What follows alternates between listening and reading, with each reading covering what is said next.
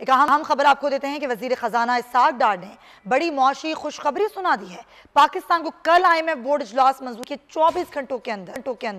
1.19 billion dollars मिल जाएंगे। इसी पर बात करेंगे उमर हयात से। उमर, बताइए, कल ही यानी कि जब इजलास होगा उसके 24 घंटों में रकम मिल जाएगी? जी बिल्कुल, मोस्ट अवेटेड जो है वो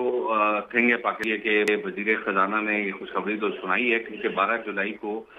इजलास होना है और कल ये IMF एग्जीक्यूटिव बोर्ड का इजलास होगा और इस इजलास के 24 घंटे बाद जो है वो पाकिस्तान में स्टेट बैंक के अकाउंट में ये रकम जो वो ट्रांसफर कर दी जाएगी और ये तकरीबन 1.19 अरब डॉलर की रकम होगी, 3 अरब डॉलर में से। और फिर जो इसका अगला रिव्यू होगा, दूसरा रिव्यू जिसको कहा जा रहा है, वो सितंबर में होगा और तीसरा जो रिव्यू होगा वो दिसंबर में होगा। तो ये पाकिस्तान के खास तौर पर, क्योंकि आज 2 अरब डॉलर सऊदी अरब की जानिब से जब पाकिस्तान को आए हैं, तो अब जो पाकिस्तान के पास जो फॉरेन एक्सचेंज रिजर्व हैं वो तकरीबन 11.75 अरब डॉलर तक पहुंच गए हैं। और जब ये 1.19 अरब डॉलर आएंगे तो इससे भी पाकिस्तान के जो फॉरेन एक्सचेंज रिजर्व हैं उनको सहारा मिलेगा। और खास तौर पे क्योंकि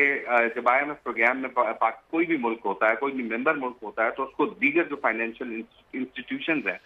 वो भी कर्ज की रकम फराहम करते हैं और फिर उनको उनके जो एक खास तौर पे पाकिस्तान ने जो